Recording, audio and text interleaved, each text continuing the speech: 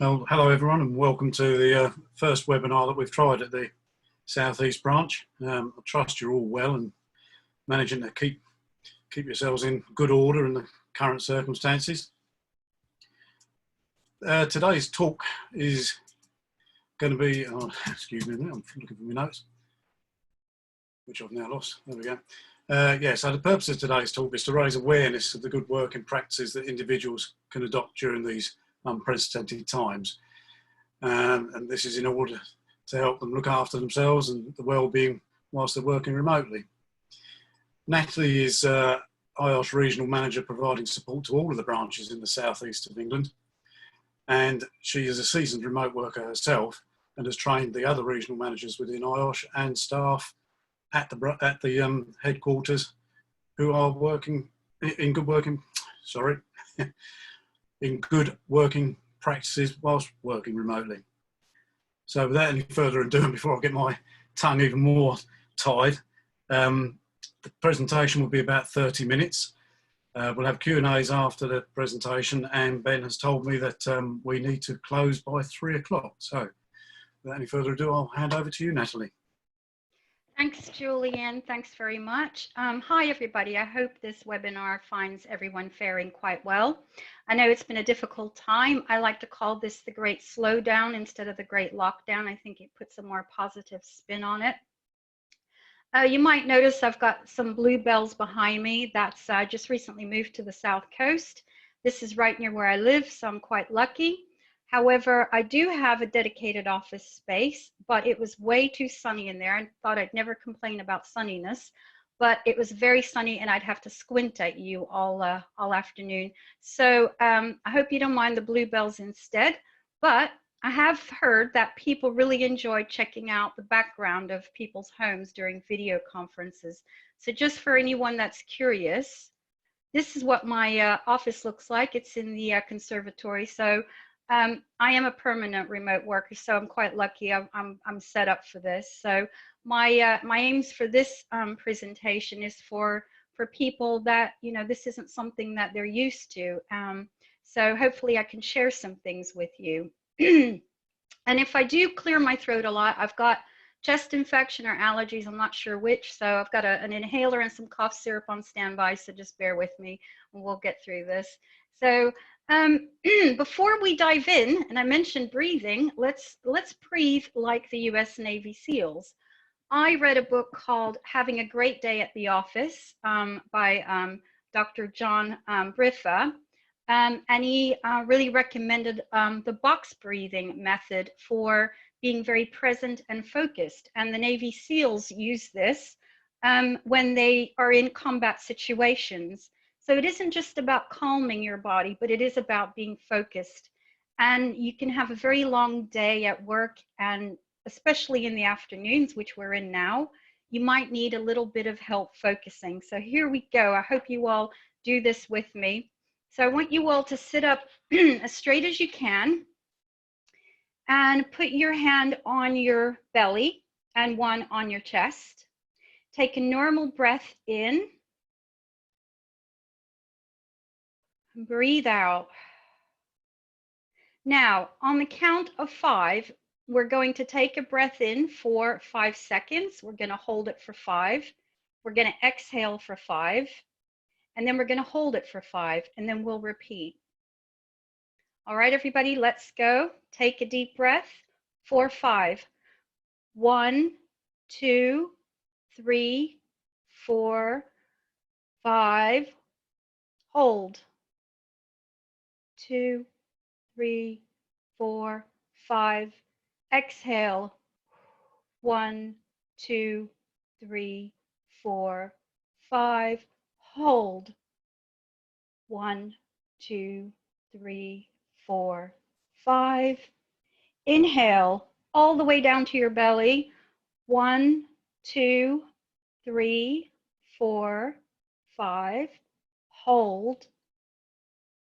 1, 2, 3, 4, 5. Exhale for 5. 1, 2, 3, 4, 5. And I think we'll leave it there. It works best when you do this for, you know, a good 10 minutes or so, and you can work up to six seconds instead of just 5. But again, it's something, you know, I just thought we'd just start the presentation with that, and it could help you focus in your daily working life. So a bit of my background. I became a remote worker permanently in 2017. I had worked partially remotely up until then. I'd been at IOSH for about 11 years, based at the Grange. But again, I developed a medical condition, and working remotely really helped support that. I was really, really keen to make this unique role work. It was unique in the sense that no one at IOSH had been, you know, given this type of contract. So I wanted it to work for my organization, and I wanted it to work for me. And so I did loads and loads of research. So I looked at the science, I looked at organizational feedback, behavioral psychology, found it fascinating. I looked at things like history, and apparently IBM started having remote working contracts back in 1977. So they were, you know, definitely explorers in this area. And companies have shown that, you know, it can lead to more productive staff and happier staff. I also joined some virtual groups. I belong to one on LinkedIn called Remote Workers, and they have they act as a support group for people from, you know, flung on all parts of the globe. And they have regular webinars on different topics that are of interest to people that are remote workers, and they share tips and ideas. So I feel, you know, I gained a lot from this research, and it's why I was really keen to share this with our staff at IOSH, because all of a sudden people who'd never worked remotely before found themselves, you know, having to, you know, work from their kitchen or their living room or whatever. And so when the Southeast branch asked me to share my experience and my ideas as well, I was very happy to do that. So hopefully you can see I didn't just pull some of these ideas out of the air. I did quite a lot of research on this. So let's move on.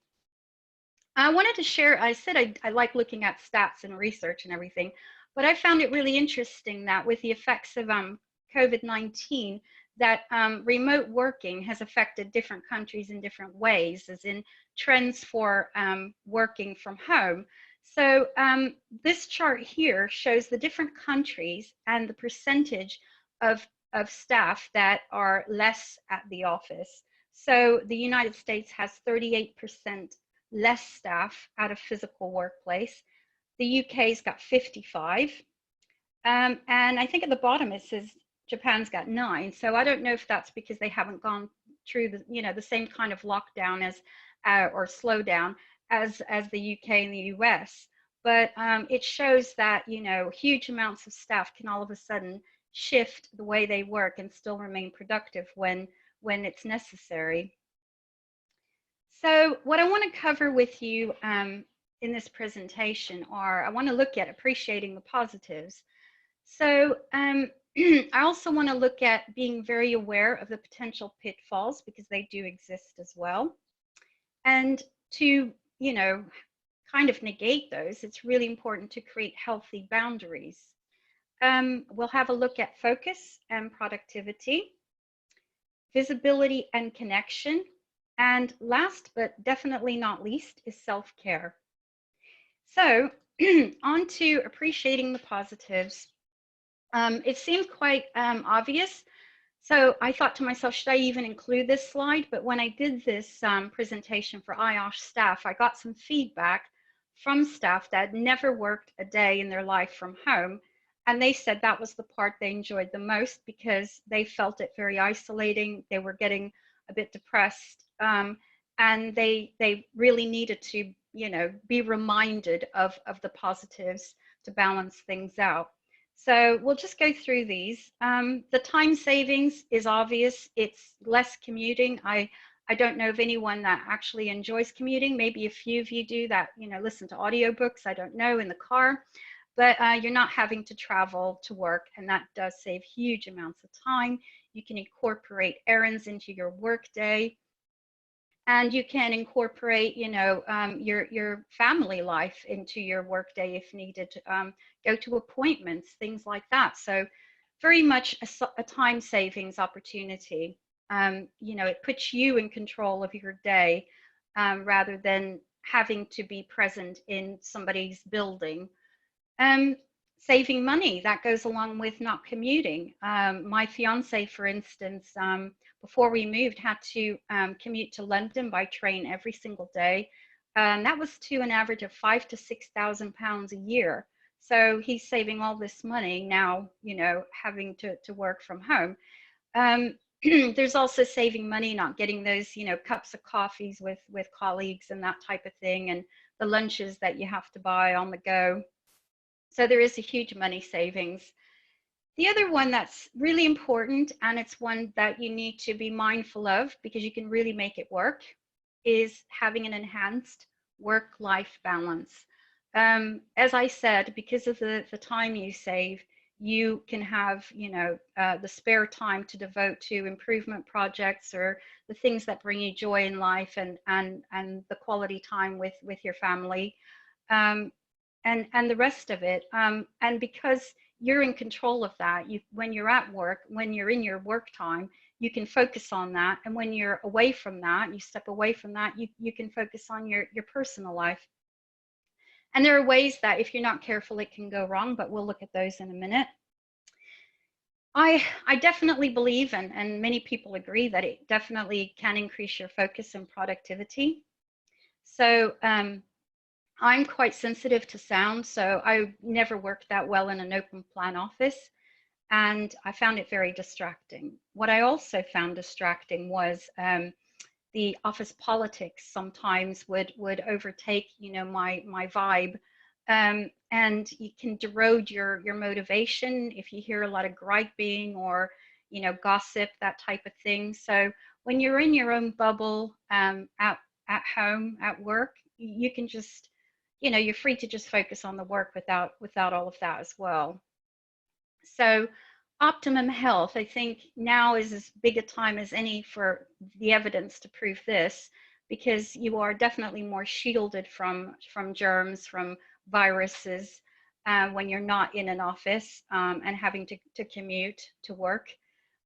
Also, if you have underlying health conditions like I do, then not having to be fatigued by traveling into work, you are definitely allowing yourself to heal and to maximize the energy that you do have.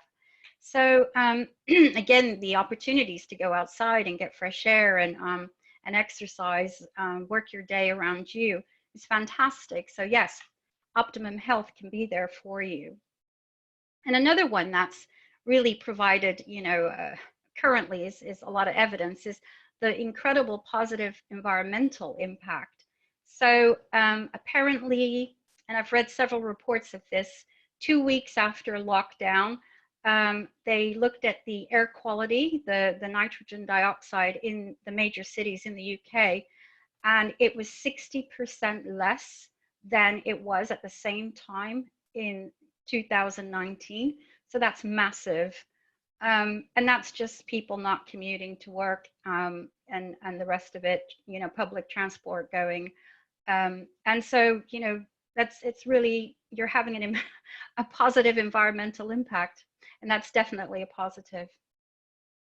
So I mentioned being aware of the potential pitfalls. If you're aware of the potential pitfalls, then you can make all of those, you can make working remotely really work for you in your favor, and the positives really come out.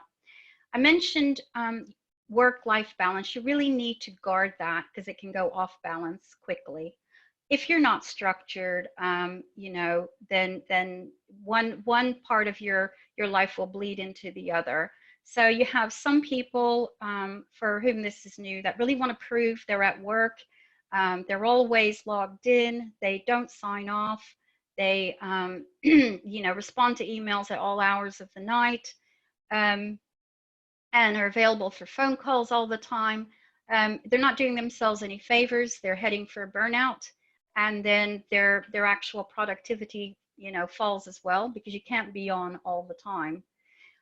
On the other hand, there's some people that, you know, are so used to the office structure and having colleagues and managers, bosses, whatever around, that, you know, without that, without proper organization, are a bit floating in outer space, and aren't organized very well, and then let domestic demands take over their work life. So it can go either way.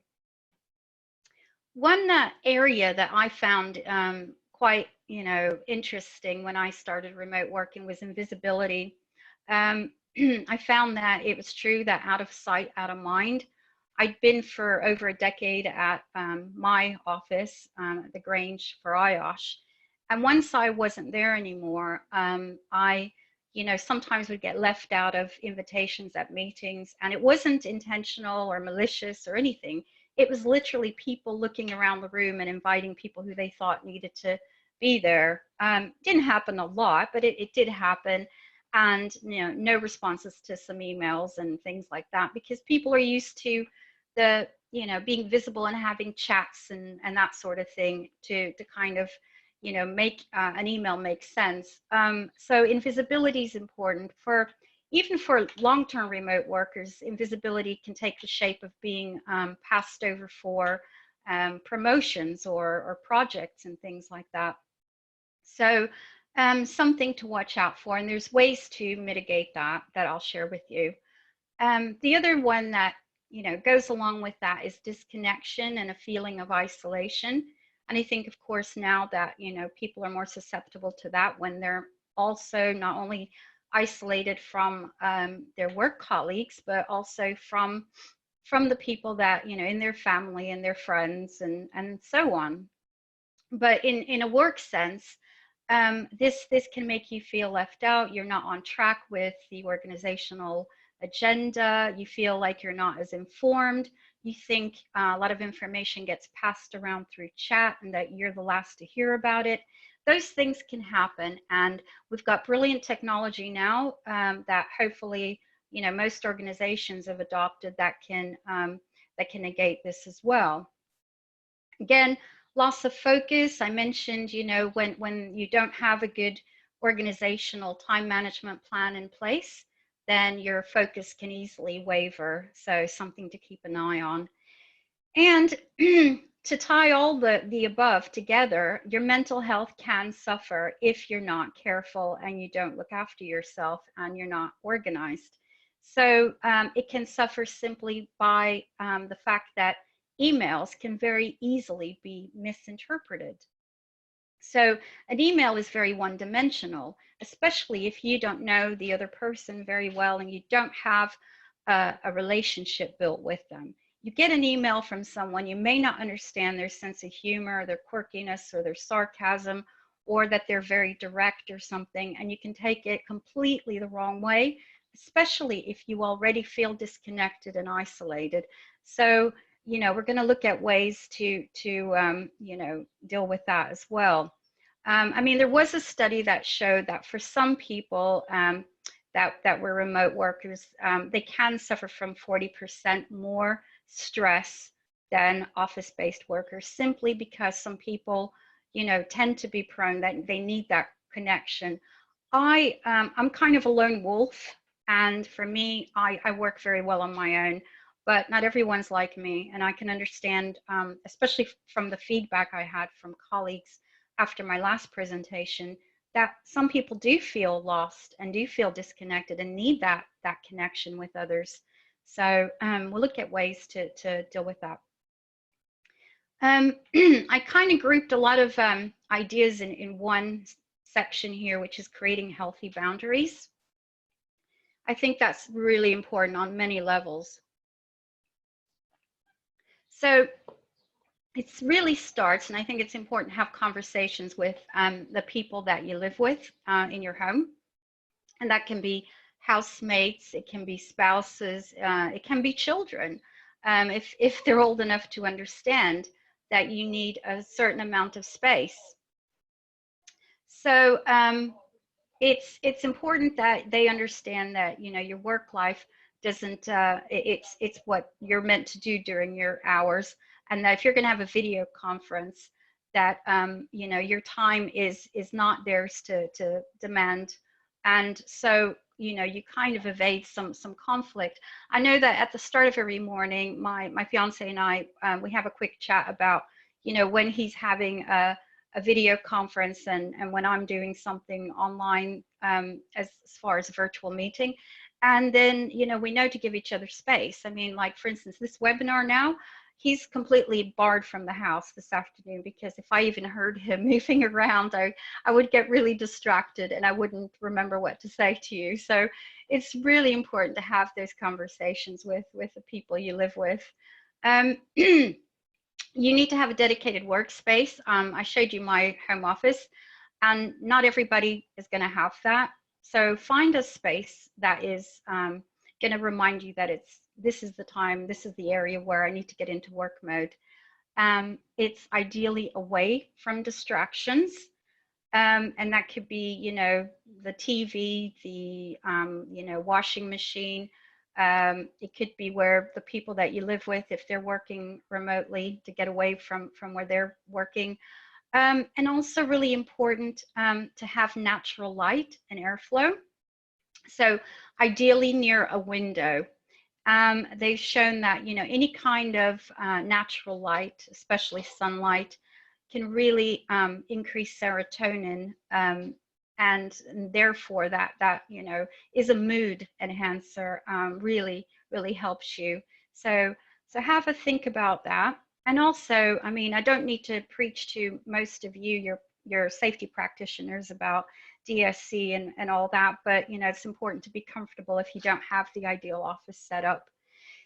And it's your chance to customize it. I know that at IOSH we have quite strict, you know, policies about what people can have on their desks and things like that. You know, this is, I don't know what your organization is like, but this is your chance to add in all the things that bring some joy into your life, whether it's a plant or a print, or, you know, I think Julian's got some minions in his office that are, you know, quite cute. So whatever floats your boat, customize your office space. This is your chance to do it, you know. The other really important thing is time boundaries. So really, you know, everyone's going to have different core office hours. I tend to, you know, have core office hours, but I also work with my volunteers sometimes in the evening. So that really depends. But you know what they are, and it's important that you stick to those and that you disconnect from work when you're meant to. We'll talk a little bit more about disconnecting in different parts of the day as well. Dress to be in work mode. I think we've seen a lot of parodies on YouTube about, you know, newbie remote workers in bathrobes and pajamas and things like that. It's really the psychology. It's, you know, whatever's going to make you feel like you're ready to be work minded and to be present. That's what you need to put on. And many of us are having video calls, so we want to look fairly presentable, I would think, as well. So yeah, there's a lot of psychology behind how you feel, what you're wearing, and how you you know, perform at work. So have a think about that. And one for a lot of people is setting aside your phone. I know that at the moment there's a lot of temptation to check the news. A lot of the news today is not the happiest news. It could be very well, it can bring you down. And you know, it's not something that you want to let in as a distraction. You could go down a rabbit hole of different news stories, and then before you know it, you're looking at conspiracy theories as well. So there's so much out there, so much to distract you, and there's all the social media as well. So best to you know, put your phone to the side and give that a miss. And yeah, so these are all the main, you know, healthy boundaries that if you keep those in mind through your workday, I think will make a massive difference. So I mentioned focus and productivity. Gonna have a sip of water. So following a set routine is really crucial.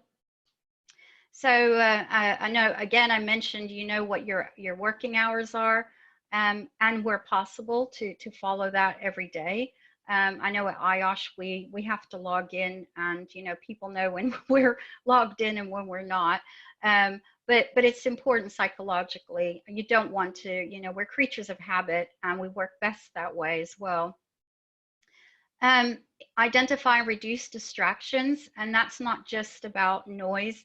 That's also about emails that come in, and you know, you want to respond to, especially when you want to show the world that you're actually working and not watching TV or whatever, playing Xbox.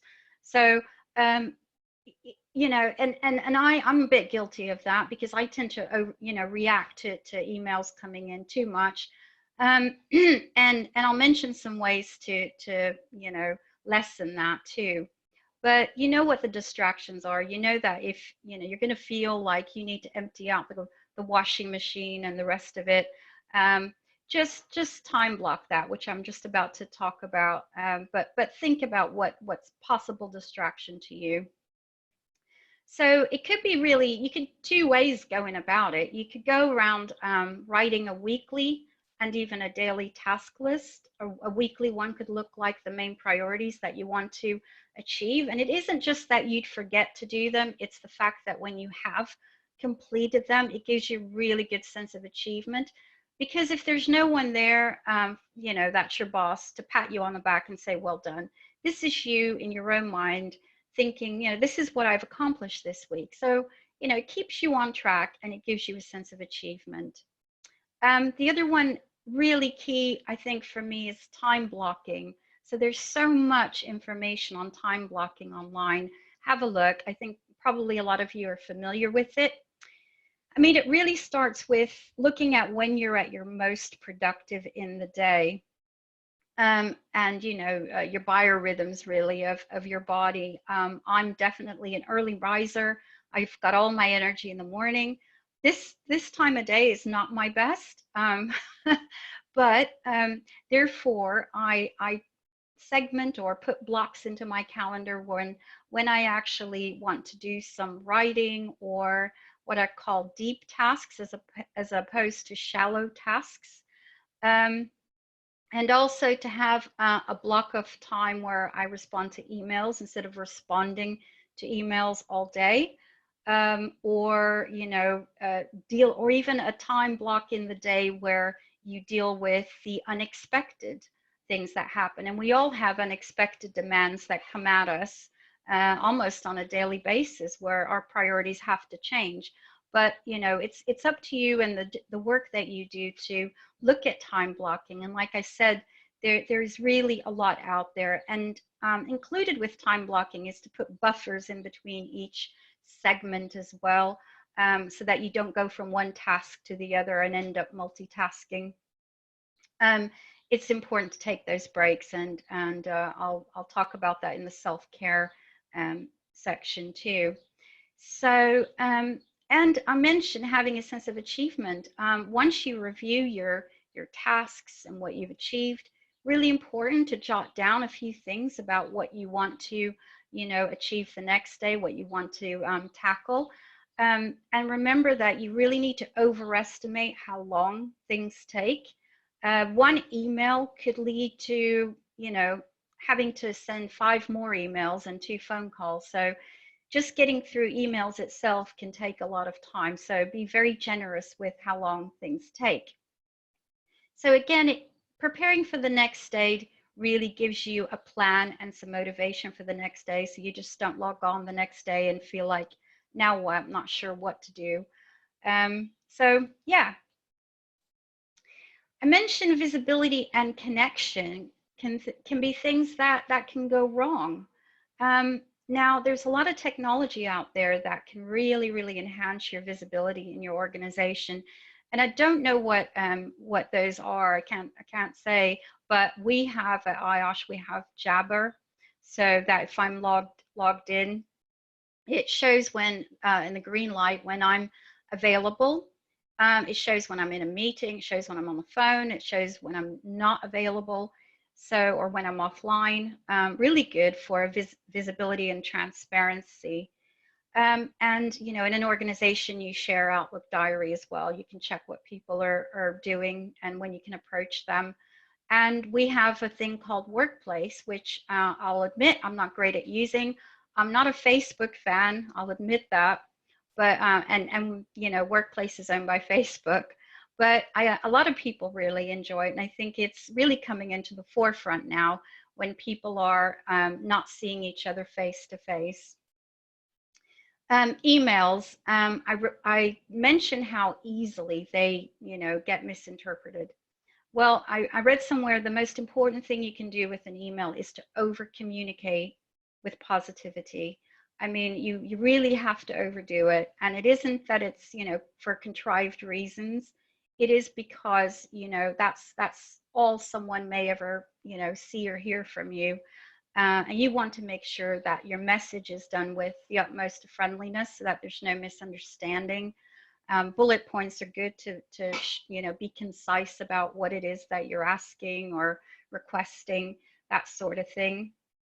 And you also want to add dimension to your emails by, you know, having a chat, pick up the phone, have a video call on Teams or you know, Jabber or Zoom, and add some more dimension to your emails. Because when you're not in an office, you don't get to really, you know, understand people as well, because you look at people, even if you're just getting a cup of coffee, you know they're a tea drinker, coffee drinker, that they like to joke or they like to be left alone. You look at their body language, you learn a lot about colleagues that way. And you don't get that chance when you're, you know, miles and miles, you know, hundreds of miles away from each other. So any way you can to use technology to your advantage, and to build and recharge relationships that you did have, so important.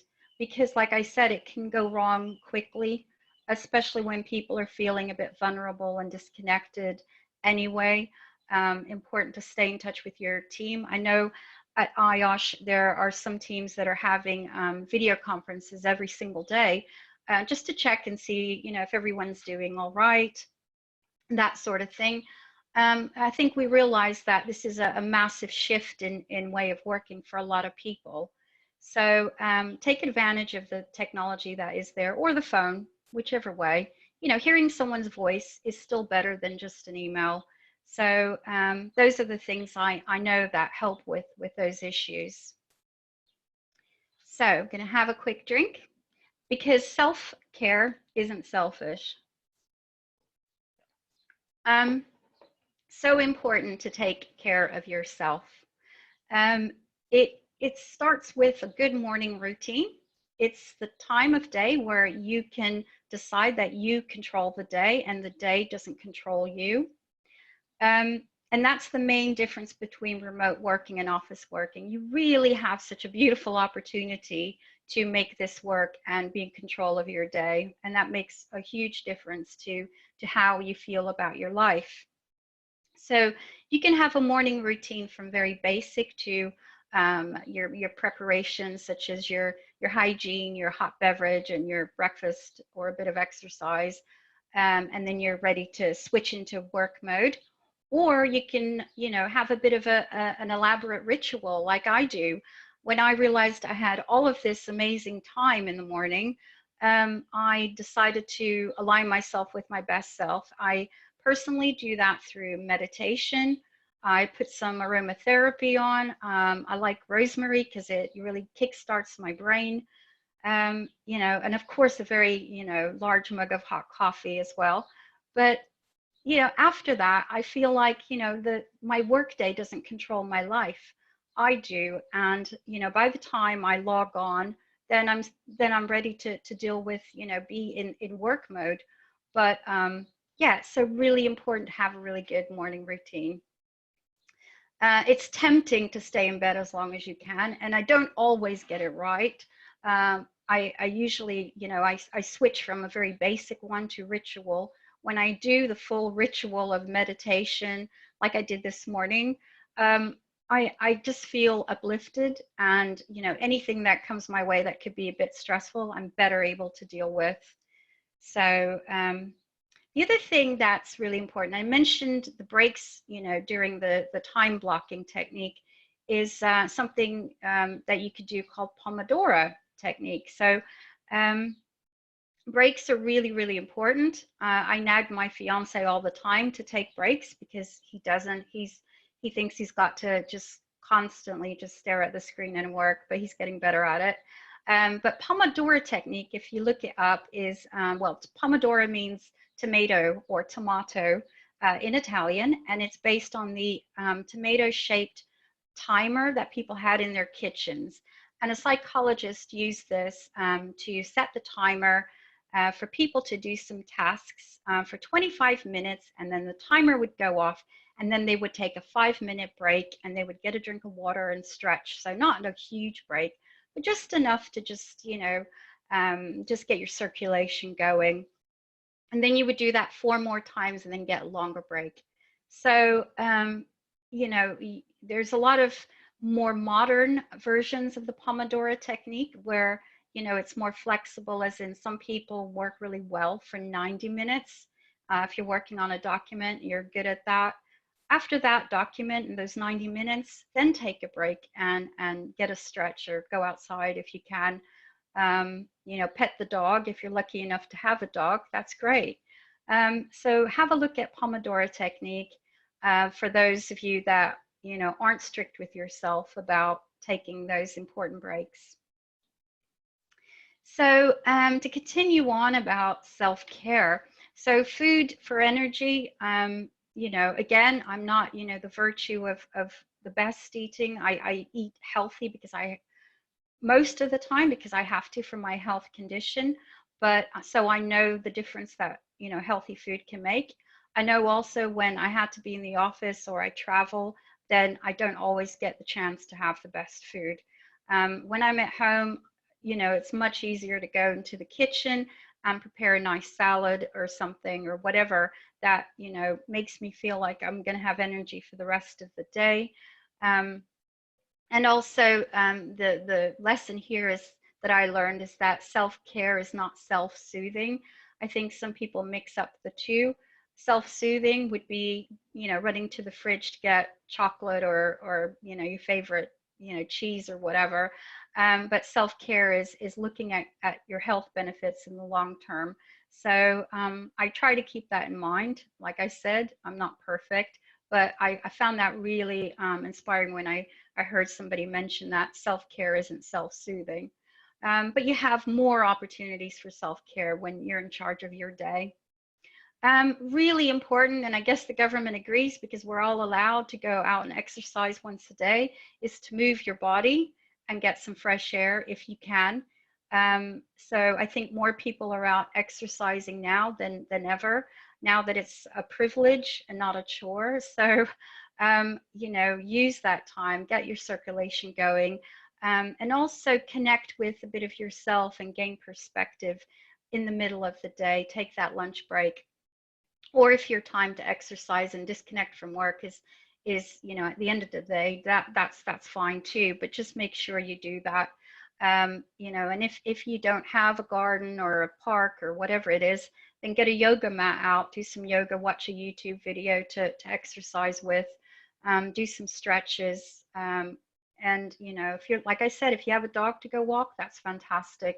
Animals are great for de-stressing you.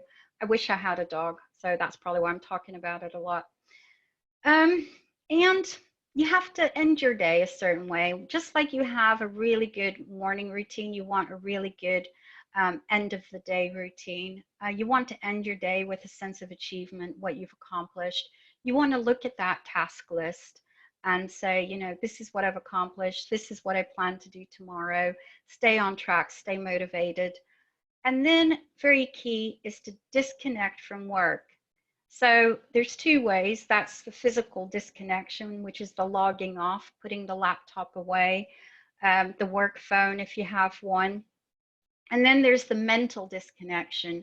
So, you know, and you do that by connecting with yourself. And that's, you know, whether it's spending time with your family, having a Skype session with friends or family, going for that run, or, you know, I like to paint with oils and acrylics.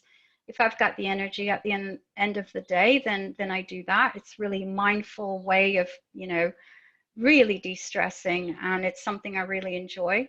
So you know yourself, even if it's just playing a game on your phone. I sometimes enjoy Golf Clash, which really gets me away from work issues too. So find ways to connect with yourself. It's so important, because once you do that, and you rest and get enough rest, then you are recharged for the next day and you have a plan in place.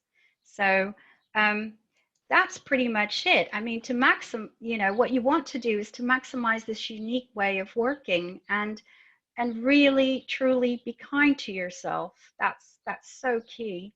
Um, and I'll leave you with another picture of the beautiful Bluebell Woods of where I live.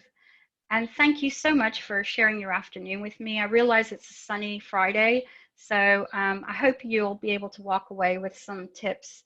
And I think we're going to go to questions now, and if there are any. So Julian or Ben, if there's any questions, I'm happy to take those. Thanks.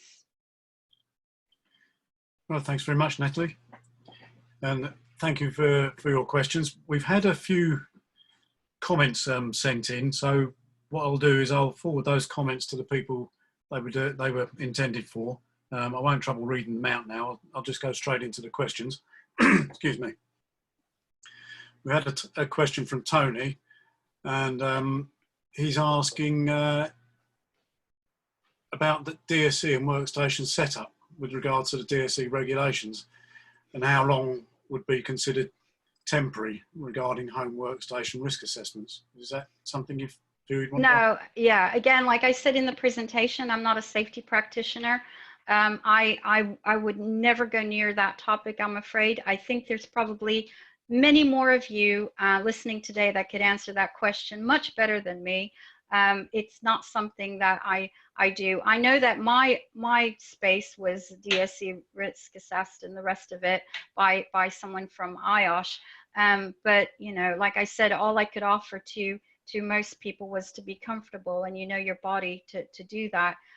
So I really don't want to get specific and answer that, I'm afraid. Well, Tony, there is some guidance on the HSE's own website, and they've actually produced a YouTube video, which is quite useful. So what we've done at the college where I work is that you know, I give guidance, simple guidance on what people might do to improve the situation at home. I've provided them with a link to that video, and you can of course also send them a DSE a DSE checklist for them to complete. They're all available on the HSE website. If Ben's happy, perhaps we could circulate the link with the link to the presentation when it goes out. Yep, that's not a problem at all. I'm happy to do that. Seamus has said, I have a small question about access to the internet when working from home. Have you got good internet speeds? I find my internet speeds vary a lot. Yeah. He lives in Ireland. Yeah, it does vary a lot. I moved to somewhere quite rural, and so it also matters that there's more than one person that's working from home, which eats into what's available. And so we had to get an upgraded you know, version of Wi-Fi with BT. That's who we're with.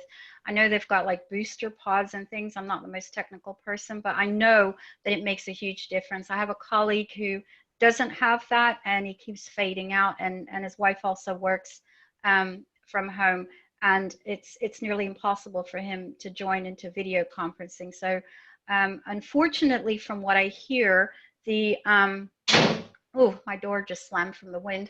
So unfortunately, they've got a bit of a backlog, because I think a lot of people are experiencing this now. They thought their Wi-Fi was adequate, you know, for home entertainment and things like that, but actually using it you know, every day to work and for video conferencing, especially with more than one person, they're discovering that it's not good enough, actually. So yeah, I'd call your provider and ask for some sort of upgrade. Thanks, Natalie. David asks, when managing home workers or remote workers, how important is an assessment checklist for remote working? Do you want me to answer that, or do you want to? Yeah, no, you go ahead if it's in terms of you know, health and safety. Yeah, I'm taking the question to be along the lines of the DSE question earlier. My personal view is that it's about a balance of risks. Now, clearly, as with DSE, probably you would expect it to do more under normal circumstances than perhaps would be expected now, because you've got the problem, you can't go and visit people's homes because, you know, the risk of spreading COVID-19 is far greater than the risks presented by the DSE. So I think it's important that you give your staff and your colleagues guidance on what they can do to make their working environment better whilst they're at home. I hope that answers the question, David. Yeah, I mean, there's been, you know, questions from a lot of managers at IOSH as well that are managing remote teams for the first time, and you know, I can answer on that front, which is, you know, how do you manage someone like that? Do a lot of people err on the side of micromanaging, or you know, how do you develop trust, that sort of thing? So those are all the issues that are coming to the forefront for managers and staff in this situation. Okay. Patrick asks, how possible is it for mentees to have mentors from the local branch since the lockdown prevent meetings? Well, Patrick, if you're from the South East Branch, that's perfectly possible. We can do them remotely. If you would like to email IOSH,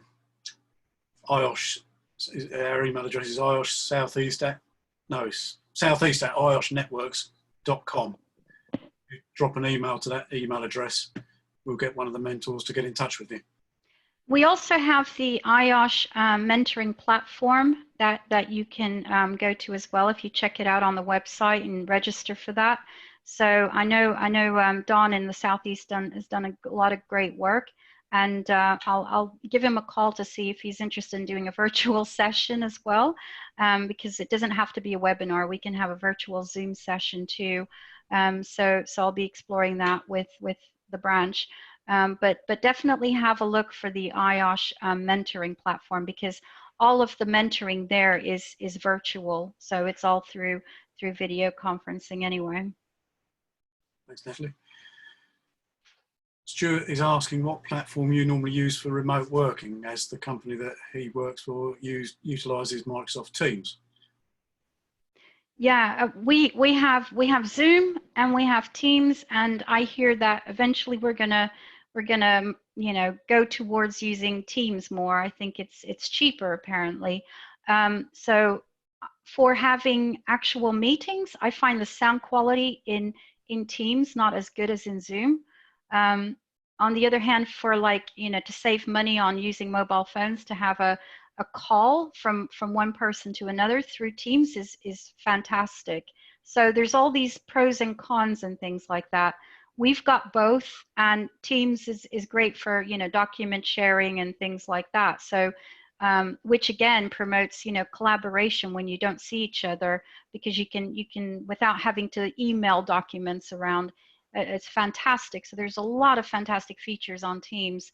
But as far as for wider meetings, I think the audio quality for Zoom is better, and you know, that's just been our experience. But yeah, so it's worth trialing the different platforms out there, and they come at different costs too if you go for premium. Okay. Interestingly, Stuart went on to say that he's actually conducted a factory tour via WhatsApp, which was a interesting solution to keeping the number of people on site down. It's amazing what everyone can do when, you know, you're forced to do something. Where I think, you know, people say they can't deliver training unless it's face-to-face and all the rest of it.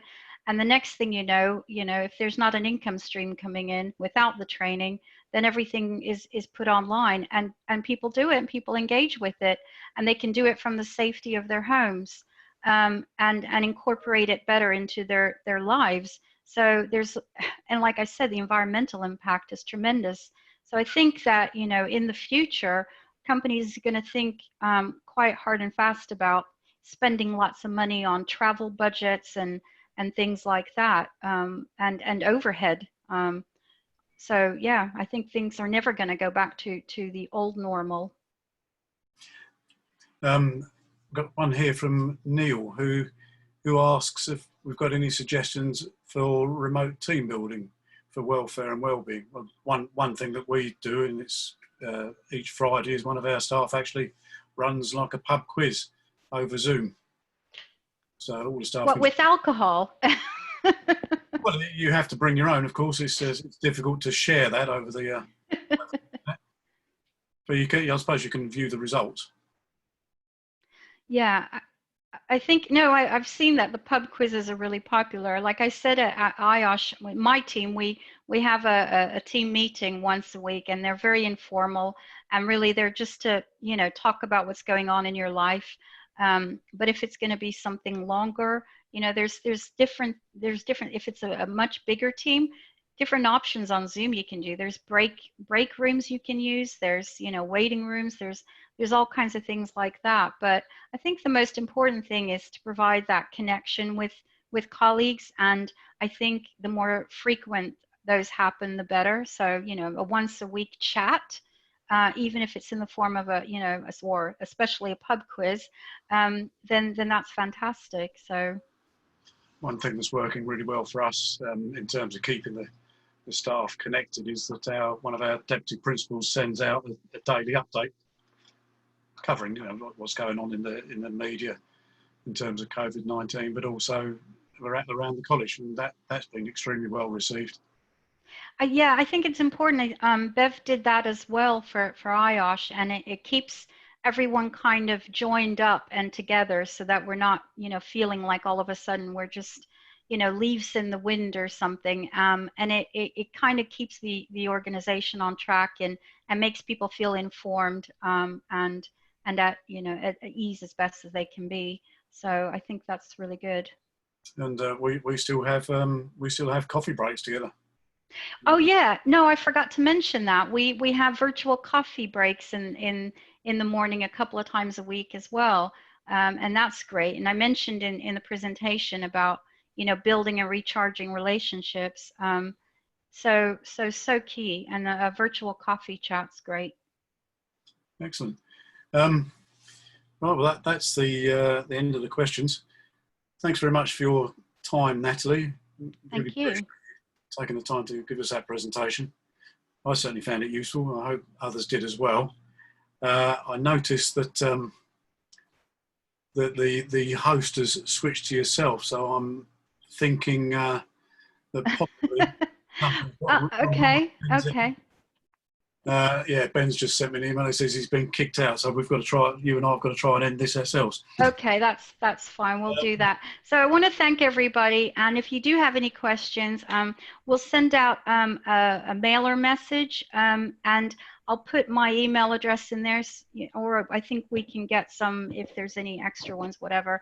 And I think we'll be sending a mailer one anyway through Julian about upcoming events for the branch. So I hope that you've enjoyed it, and have a lovely weekend. Thank you very much. Thank you, Natalie. Just a couple of points before we go. Our May meeting was to be a CDM update from the HSE. At the moment, we're waiting to find out whether the speaker's willing to deliver that via a webinar. Our June presentation will be shift work and the impact on well-being. I'll let you know the dates and the times for that, hopefully in the next couple of days.